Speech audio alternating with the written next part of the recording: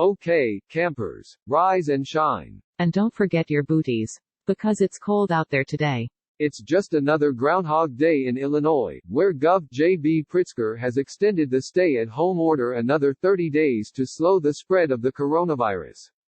As its earliest conclusion, the state will have been grounded for 10 weeks, a once unimaginable time frame in which people will continue to lose loved ones, lose jobs and, in some cases, lose patients. The extended order, however, will look slightly different from the previous one. And so will we. Golf courses and state parks will open again. Non-essential stores can offer curbside pickup. Some elective medical procedures will resume. Pritzker loosened the previous restrictions on one condition: everyone must cover their faces in public, unless they are younger than 2 or medically unable to do so. Despite Pritzker's repeated encouragement to be all in on the order, Illinois enters this next phase of life under the virus as a truly bifurcated state, a population split into those who are fighting bankruptcy and those fighting boredom. With each passing day, the two sides drift further apart as they deal with their own very real struggles. We have become a divided nation, said Tammy McCarthy, an Aurora restaurant owner.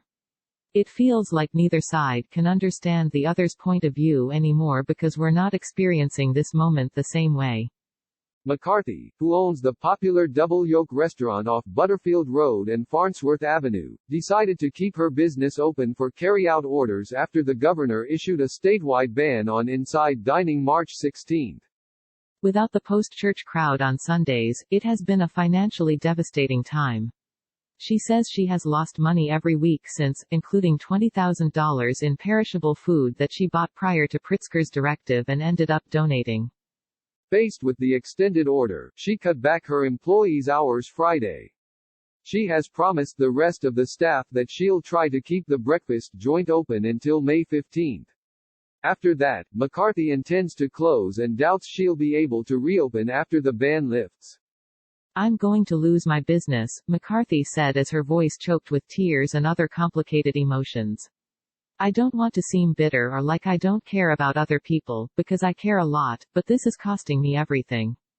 For Dina Dodd Perry, a wellness blogger, author and yoga instructor in Lake Forest, the stay-at-home order extension was no surprise. With a background in industrial engineering, she says she followed the projections and knew additional time would be needed to slow the spread. Establishing routines has been key to making the extraordinary situation work for her family, an accounting firm partner husband now working at home, 2 sons back from college and a daughter in high school. To augment regular family meals, we order out for a local dinner every Friday and sometimes Sunday, said Perry, 51, who blogs at dinadodd.com and whose book, Detoxalicious, covers food, fitness and mindfulness. The kids get chore assignments every Saturday morning, and she has Zoom meetings on Friday evenings with her 3 siblings and 87-year-old father in Detroit. Wednesdays at noon, she teaches online yoga classes through vivilive.com, a practice she had quit a while back, but realized was a perfect thing to start up again when the state began closing things down, she said. It's just getting used to the new normal, Perry said. Pritzker acknowledged the toll his orders have taken on Illinois residents, saying it was a difficult, but necessary, decision given the projections he has seen. The state confirmed 2,724 new cases Friday and 108 more deaths, bringing the total to 39,658 positive tests and 1,795 people dead. The numbers only bolster Woodridge resident Tay Rhonda McGee's belief that Pritzker made the right decision when he extended the order. I'm grateful the governor actually cares about people and their well-being, said McGee, who works for the American Medical Association in Chicago and has been doing her job from home since March 17. I really feel everything should have been shut down for a solid 2 weeks, with the exception of hospitals. During the extra month at home, McGee said she will continue to take online courses in project management and Microsoft, as well as catch up on work. She also has taken advantage of twice-a-week meditation exercises her employer offers. It really helps with the stress of what is happening around us, she said. Tiffany Mann, the youth outreach director at the Pui Talk Center in Chinatown, witnesses the stress every day. She has heard from many neighborhood families who are suffering because restaurants, one of the community's main industries, are suffering. I do have families telling me that they are worried about next month's rent, Mann said. Even if the shelter in place is lifted soon, they don't foresee that both parents would be able to get jobs right away.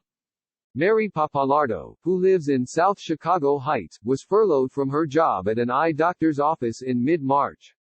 She was able to file for unemployment before others started reporting delays and has had no problems in the weeks she's been out of work. I'm not naive to the fact there are people struggling, but I think that for all of us to survive, it's worth it, she said.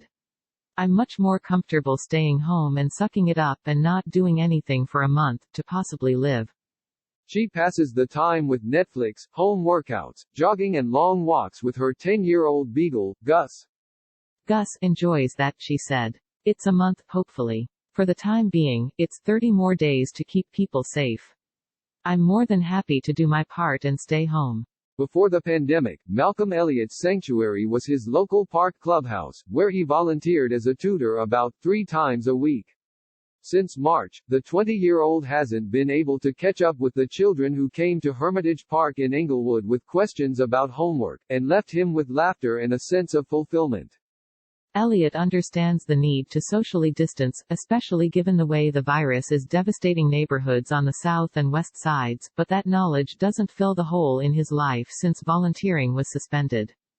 Stay at home for another month is really messing with me because I can't continue to do what I continue to do on a regular basis, Elliott said.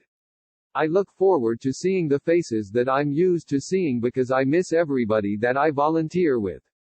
Antioch resident Remy Ivanovas also is growing restless. A Lithuanian immigrant, he started his own business, Remy Painters, in 1999 and has had steady work until the pandemic hit. Now, customers no longer want people in their homes. He has struggled to find jobs the past 2 months. On the bright side, he's been working on kitchen and bathroom projects his wife has been asking me to do for several years. The projects not only earn him domestic points, they also allow him to give some of his crew work. But from another side, Ivanovas said, I have 4 kids. To pay the bills when you have no income, this is a problem. He thought he'd be back at work in mid-April, like the governor's initial order suggested. With at least 5 more weeks of a stay-at-home winter ahead, he hopes the weather warms up so he can find some exterior work. It's really tough, he said. It's scary.